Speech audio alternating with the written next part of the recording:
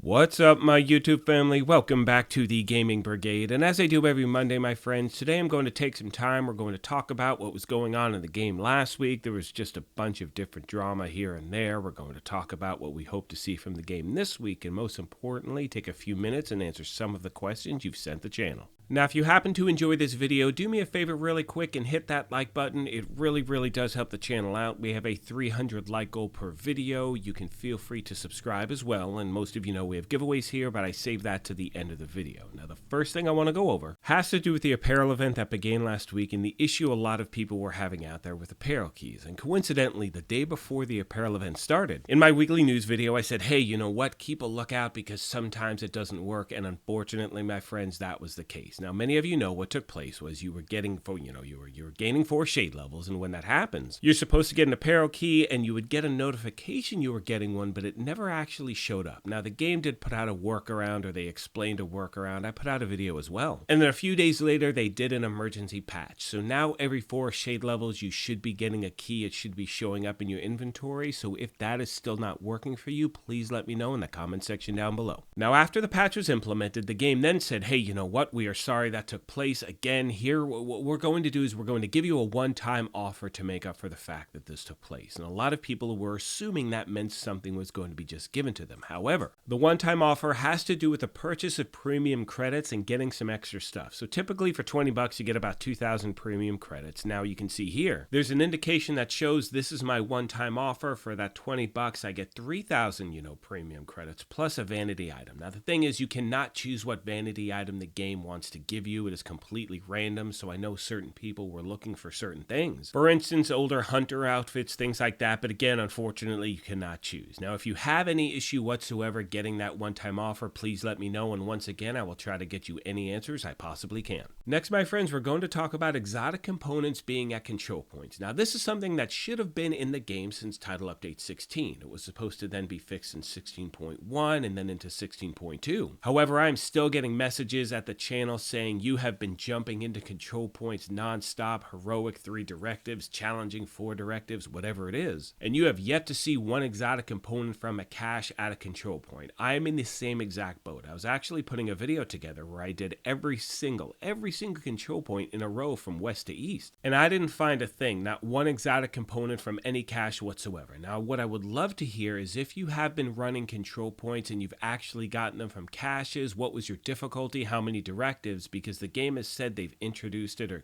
improved it in the game in the actual drop rate, but I know for a lot of you out there, including myself, we have not seen a thing. Which is actually going to bring us to talking about the known issues board, and I will leave a link for this in the description down below. And you can see that certain things are updated, we have reported, we have investigating, and we're going to touch just quickly on the whole PvP thing. It is still a hot mess in the dark zone. I don't even know what to tell you in regard to fixes, because we have the invisibility glitch, which apparently has gotten even worse. We also have an issue with the shrapnel trap, which is still a hot mess. So for me, I'm staying out completely until certain things are just dealt with. Now, a lot of you are also asking about Piccaro's holster and having the ability to actually reroll that core attribute to weapon damage. That is still not in the game. A lot of you have been wondering when it's going to happen. I'm hoping in 16.3. They haven't given us any information, but as soon as they do, I promise to pass it along. Now, another thing the game has talked about is the fact that when you go into the dark zone, anything that is targeted loot is not going to be contaminated. So you can jump in if you happen to be looking for a certain named item or weapon and it happens to be the targeted loot on that day. Once you pick up any item that is targeted loot, it is in your inventory, you are good to go. It is not contaminated, which means that it is yours. It doesn't matter if you fail to extract, it doesn't matter if another rogue agent takes you out.